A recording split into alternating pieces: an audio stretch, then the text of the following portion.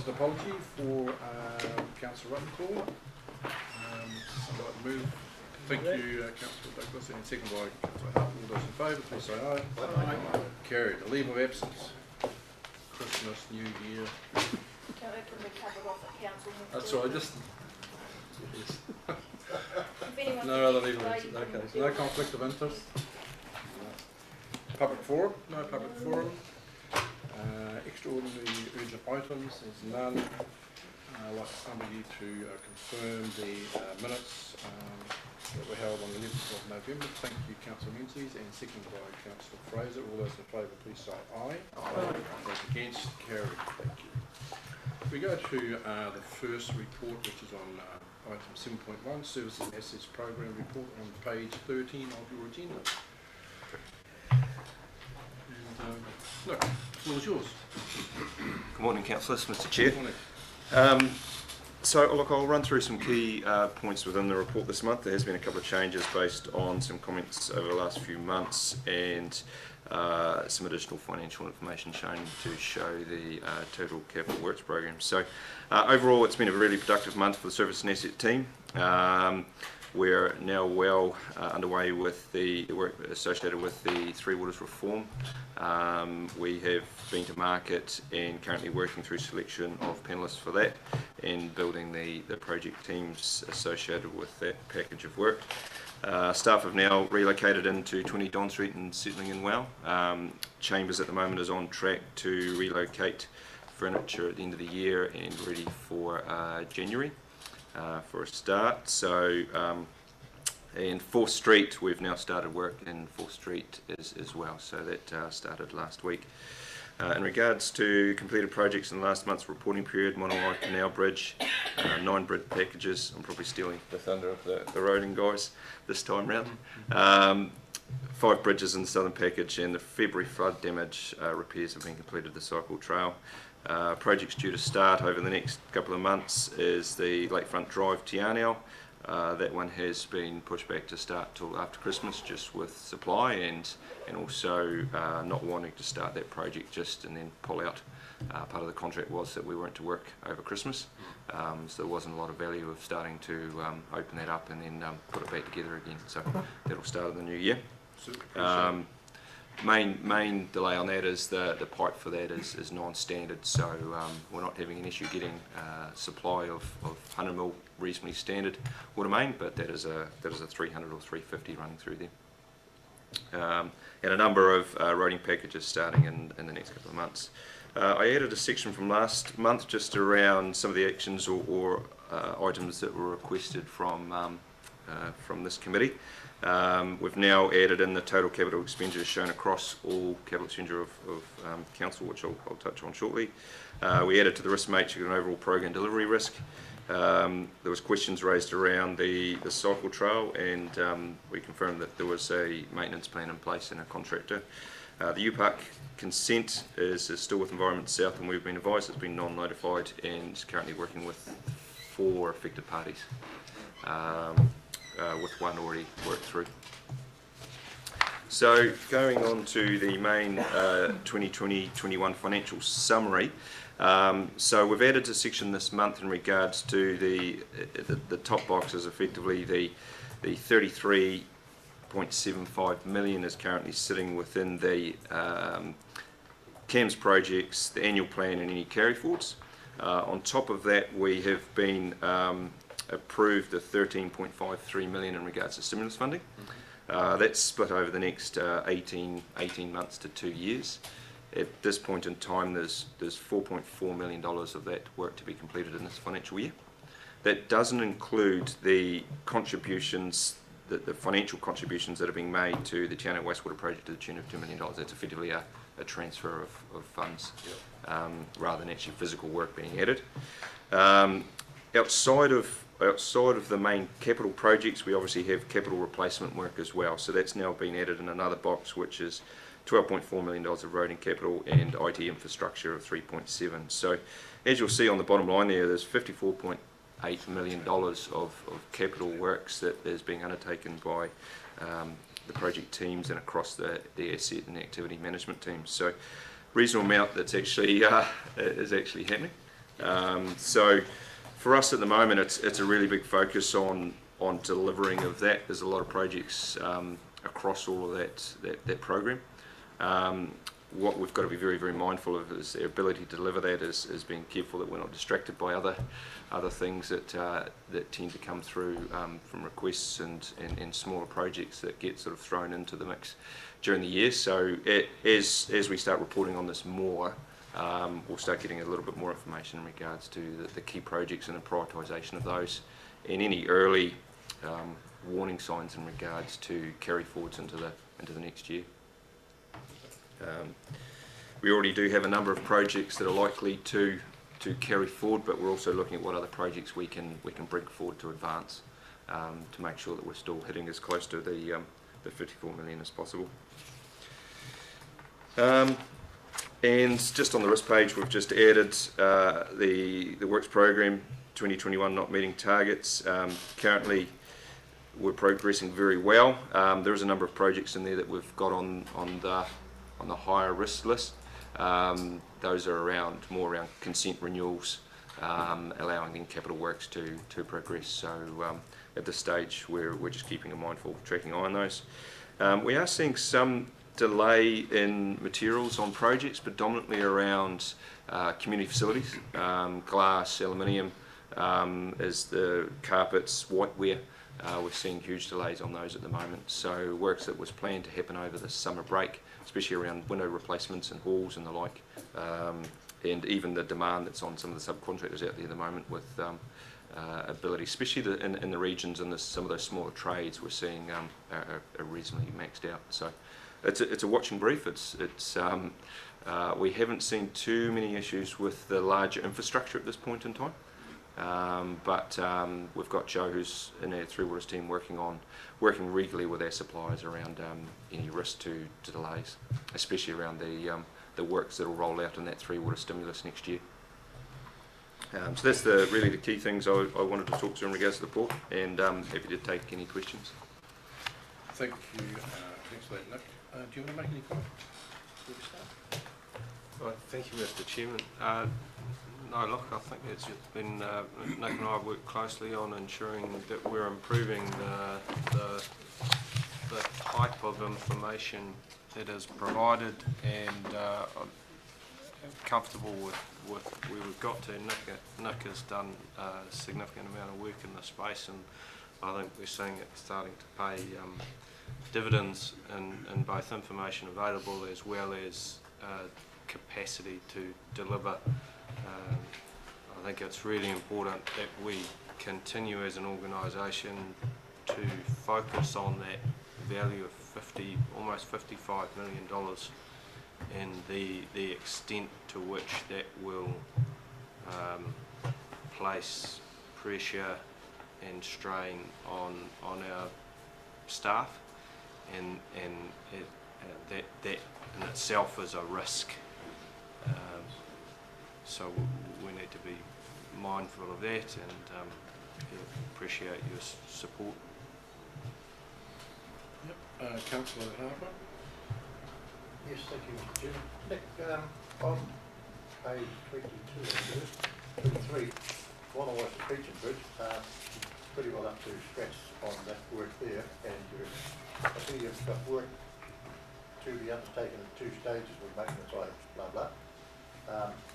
Some at the end of this year, June 2021, and the full deck replacement and painting to be carried out early in the next long-term plan.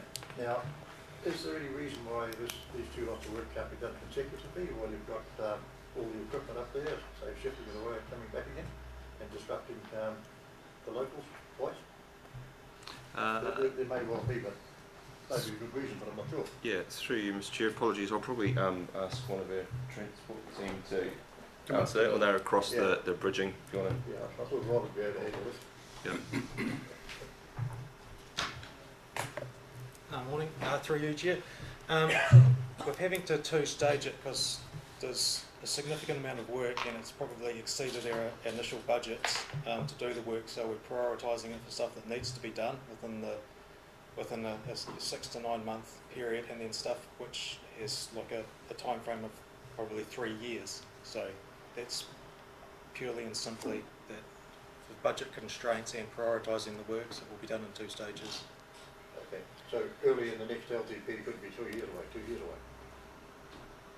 No, I don't believe it will be one of the top of the list for the next LTP. Probably next summer would be the target date to have that work done, and probably undertaking some of the work under a night shift to lower the disruption to the community.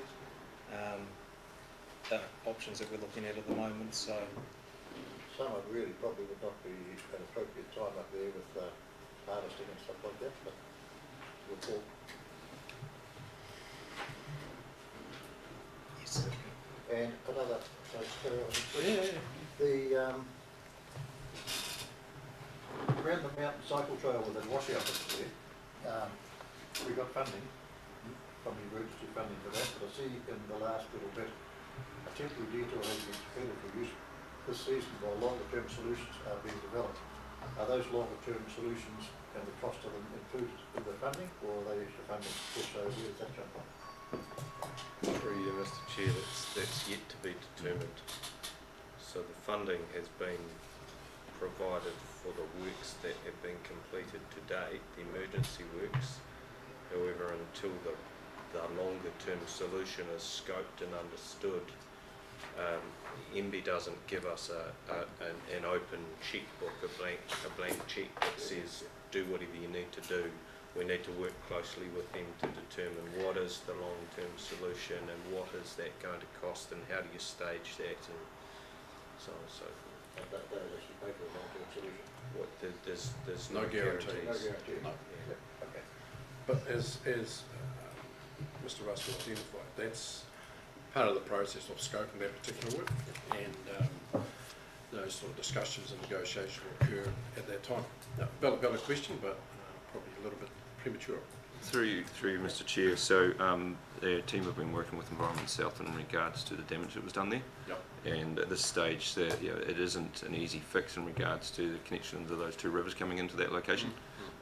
So there's, we're obviously been lucky we've had land court that's allowed us to put a temporary access through that area, but a longer term fix will definitely need to be resolved, which is not a 5-minute exercise in that location. Yeah.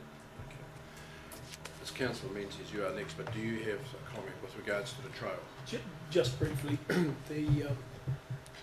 the temporary fix is very good. Lots of good comments on the standard in which it's being constructed to, and it's not holding up in any way the cyclists going around the trail. And this Sunday, of course, we've got our downriver dash, and we're happy that it's in place and fully operational. Excellent, it's good. Councillor Thank you, Menzies. Chair. I may have missed this in earlier comments, but I just noted around the bridge replacement packages you've added a 10th site, Horton Road, and I didn't refer back to the matrix as well. But is that due to new information on the suitability of the previous arrangement, or how's that come about? Through you, Mr Chairman. It falls into the matrix because it doesn't have alternative access. It's Right. got the road finishes and it still has hundreds of metres, which is paper road, which is effectively not formed at all. We were looking at upgrading the structure, and once we weighed up the costs of the upgrade versus the full replacement, it was similar. So it was decided to upgrade the structure rather than to continue with maintenance, which would be. Right, so it wasn't considered before, but due to other issues that Yes. raised in priority. Okay, thank you. I suppose part of the question is why did it come up in that prioritisation? It was lifted up for what reason? Safety? Safety, yes, it needed a new deck. Right. I'd just like to just come back to the financial information and the table that was provided, which is extremely useful, and congratulate you on pulling that together. I think one of the key messages I got out of that was, when you discussed that, was that there's quite a lot of work there. There's a huge amount of work there, and it's a significant increase in the volume of work that we've done previously. So there is going to be some pressure on the organisation to be able to deliver. You've got it there. So do you feel confident, based on the information you've got at the moment, that you have the ability to deliver on those projects? Keeping in mind, we'll talk about introduction of other possible projects later on, but I just want to have some confirmation that you at this stage feel comfortable that you do have the appropriate resources to be able to fulfill Through you, the Mr. Chair. requirements. That's going to cost. I just glad it wasn't me. So it's my turn to kick the ankle. Right at this point in time, I do feel confident we're going to go a long way to meeting that target. We're well advanced in a lot of the projects. So I guess from 18 months ago, we've started planning far earlier into the next financial year. I think, I know when I first came on board, we sort of got to July and started work. I mean, from a Three Waters point of view, we've pretty much got all work that was identified as actually already underway or awarded as a contract. So the Three Waters team are actually looking at the next year now in advance. So in regards to Three Waters, I believe we're well ahead of where we have been in the past. The transport team are obviously getting well through the first packages of the bridges and now into some of the larger scale ones. I would see that there's potential risk in there just because of the scale of some of those projects and the communication and the consultation that's required to get those through. So that would be something that I would raise as highlighted as a risk. In regards to the community facility projects, we have a couple in there that are still going through community consultation, likes of the Taramia Bay and Wyndham. So those projects are well advanced, but again, they could be ones that could slip a little bit later in. But key focus for us is trying to make sure that we've got good planning in front of us. So making sure that where we have projects that we identify we're going to see are going to slip out, what can we advance in? So rather than just allowing that to happen, how do we make sure we continue to? Because otherwise we just keep pushing everything out and out and out. So we've already identified some projects that we're trying to pull through from the year ahead to make up for the ones that may slip. So we've got a dedicated project team. We've got obviously the asset teams, and where we have projects that we identify that we just don't have the resource at, we're looking to see whether we can bring in a contracted resource in regards to delivering those projects. I mean, I certainly compliment management by going out to all the community consultation discussions that have occurred with the preparation of this LTP, and I think that's been very useful, and certainly had some really good feedback from various chairpersons around the district, and that's been a good process, and that should, in all probabilities, reduce the number of unbudgeted requests, because there should be good forward planning. There's always been the odd occasion that something may happen, and that does come here. But I would certainly encourage everybody that we try and limit the number of unbudgeted applications coming to council, because that, and again, puts additional pressure and stress on the team, because you're trying to deliver in addition to what you've already planned. So we just need to be mindful of how we manage that in the future. So just to reinforce that. Through you, Mr. Chair, I think the key things, and one thing we've tried to do, and as you've identified, is the consultation that's been done with community boards, in regards to bringing them on the journey of what we've actually got to deliver from a critical infrastructure point of view, and the projects outside of that. Stewart Island's a good example of if we've been made aware of a project that needs to advance itself, then that it's just having a conversation and saying, well, that's fine, but what needs to push? What is the higher risk or priority that we need to push through? And as long as we're capturing that and we can have those conversations, it makes it a lot easier at the end of the year to then say, why things have ended up where they've ended up. Yeah, but I would expect that we have that sort of discussion around here as well as to why something has been introduced and has been identified as significant and has creeped up the high priority list, and as to why and what's going to be dropped off or moved around, because I think that's important, that we have an understanding of that, so it just doesn't automatically happen. So we need that buy-in at this level here as well. Yes, did you want to Yeah, thank you, Mr. Chairman. I just wanted to add to Nick's comments. The 55 million, I'm not quite as confident. We've planned over the next LTP period around an average of 38 to 40 million.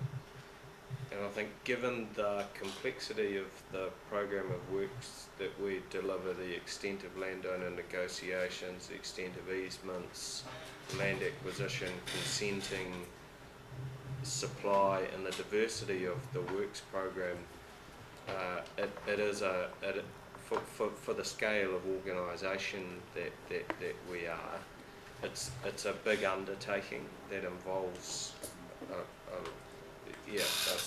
significant breadth of resource and consultation and decision making, and that brings with it risk around delivery timelines and delivery frustrations.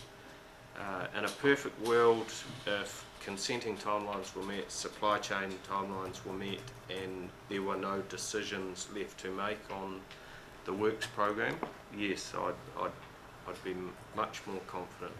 But it's just not the world we live in, and I think it's important to acknowledge that. So the 13.5 million on top of the 40 million we were aiming for is where the picture gets a little bit more convoluted. So this year and next year in particular is a steep hill to climb for the organisation. We'll do our absolute utmost to get there, but it may be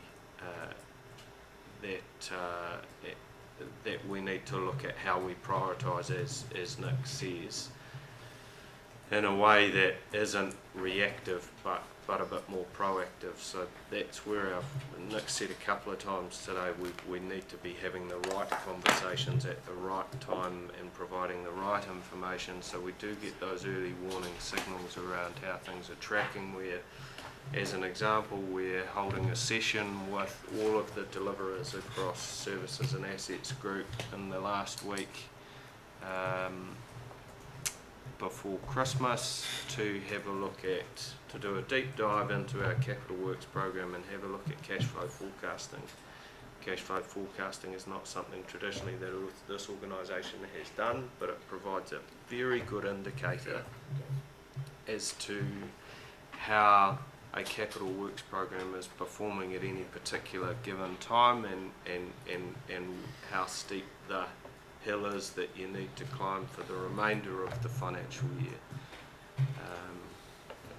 I appreciate that. I think one of the key factors there for this committee is that we are appraised of any potential deviation or issues, and I think it's important that comes here, so that we are fully informed and have an understanding of what the pressures are. And I appreciate there are external agencies and organisations that you work with that will have an influence on deliveries, but as I say, let's make sure that we get those signals pretty quick when it comes to this forum. I think that's important that we have that.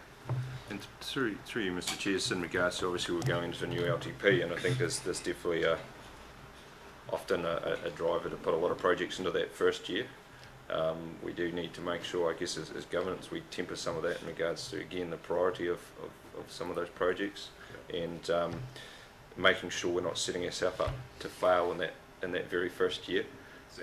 So I think that's really, really key when you start looking at the new LTP. Yep. Councillor Douglas. Yeah, thank you, Mr. Chair. So in 2021, we've got $4.4 million of funding for 3 water stimulus package. So have we identified, allocated that funding to individual projects? Through you, Mr. Chair. So part of the whole package of that 3 water stimulus is around 20 odd projects. Happy to provide that information at the right time. What we've done is we have identified across all those 20 projects how they're all going to be differently delivered. Some are effectively, as I'd said, a transfer of funds. The $4 million predominantly relates to project work that is effectively like for like water main renewals that we can get out very quickly and very easily. There is some other projects that are going to take a bit more time, which is requiring design in a traditional procurement approach. But through the work that Mr. Russell has done in regards to the working with ICC in regards to the formation of a reticulation panel, it allows us to filter work through that panel to get work out to the trades and contractors faster than what you would as a linear approach to delivery. That's good. All right. Any further questions? No? I'm happy to move that we receive the report. I have a second for that, please. Thank you, Councillor Owen. All those in favour, please say aye. Against, carried. Thank you. Very good discussion. Thank you. Good paper. Thank you for that. 7.2, Downers Water and Wastewater Maintenance Contract, page 29. Bill, what's yours? Mr. Chairman, so I'll take the body of the report as read. Just drawing your attention to the non-compliance on the Stewart Island wastewater treatment field. We've had a couple of those, and there's a project underway at the moment. So there's a design review going on to look at options to maximise the performance of that field, because we've recognised there's an issue there that we need to address. Apart from that issue, the Downers guys have been pretty busy in the last month with weather-related damage. There's been a lot of trees blown over that have affected either power lines or out at Ojai, the rising main from the intake was damaged by falling trees. So yeah, certainly a busy month. Open up for any questions. Just, I was slightly distracted. Oh, did you have a question? Yes. Councillor Kirsten, sorry. Thank you, Chair. The water supply at Curio Bay, when's that going to be back on track to being? So it's under construction at the moment, so that we've managed to secure a consent to take water from the spring up on the farm, and we've managed to secure a property agreement with the landowner to access the spring. But we need to add some basic treatment to the spring water and some additional storage. So that's underway at the moment. So what sort of time frame are we looking at? There's probably at least a month's work in getting all that together. Any other questions, comments? All right, thank you for that. It was well detailed report, answered all the questions they had, so I'd like somebody to move that we receive that report. I'll read that, Mr. Chair. And also, I think it's great to see those photographs. I think they're very prescriptive. It enables us to understand exactly what some of the issues are. So it's good to see that. It was seconded by Councillor Harper. All those in favour, please say aye. Aye. Against, it's carried. Thank you. Next item is 7.3 on page 51, which is the Te Anau wastewater scheme update. Jeff, floor is yours. Good morning, Mr. Chair. Good morning, councillors. So this report is for the Te Anau wastewater upgrade project, and it covers from the period of the 10th of October to the 18th of November. Currently, both projects are tracking very, very well to program. And the report states it's 4 days, and I think it's pushed out now to 6 days with some bad weather last week. But all in all, projects are tracking very, very well to program and to budget. On the Te Anau membrane plant, you'll read that there has been an incident I spoke about 2 meetings ago with regards to an 11 kV overhead strike. Myself and Terry Black, Alison Stacey, representative for Southern District Council, represented SDC at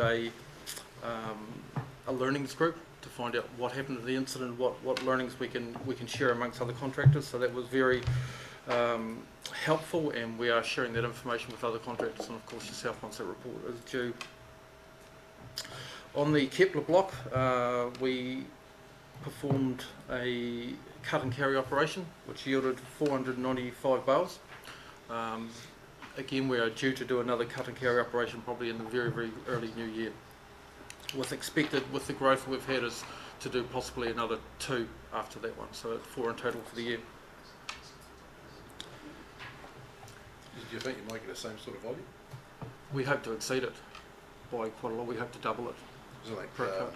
the last cut you made a profit of about 14? 11. Yeah, 14 So cuts? 11 and a half, I think it was, yeah. So you might get another 2 or 3 cuts of that. Absolutely. It's pretty good. Yep. Excellent. On the 10th of December, being tomorrow, we have a Te Anau Community Liaison Group meeting. Representatives from the Te Anau Community Board, Menopori Community Board, the FSO and Runanga will be present. It is a clause in our discharge consent at the STI field. We hold this liaison group. COVID delays, we are starting to experience some COVID delays. They are very minor. They are of the nature of hardware for our plants that was ordered some months ago with a delivery date prior to Christmas, and we've been informed in the past probably 4 to 5 weeks that there is experiencing some delays, but we have absolute assurances those delays will be panned out in the very, very new year. They are not going to hold us up at this stage, but we will certainly keep a very close eye on it. For both sites, we obtained building consent yesterday for both building profiles at the Te Anau end and the Kepler end. So that's, for us, is a very big milestone in the project. It reduces some of our risk with unforeseen ground conditions under the building platforms and things like that. So it's a very big milestone, and both pads will be poured prior to Christmas and will be left over the Christmas period to cure. The UPAC consent has been issued with non-notified. My understanding with the clause that we obtain 4 more affected parties' approvals, which is currently underway. Can you advise who those parties are? One is an adjacent landowner. Sorry, I can't recall off the top of my head. Sorry, Mr. Chair, but I will report back to you. Yeah, just text or let me know who they are. Yeah, will do.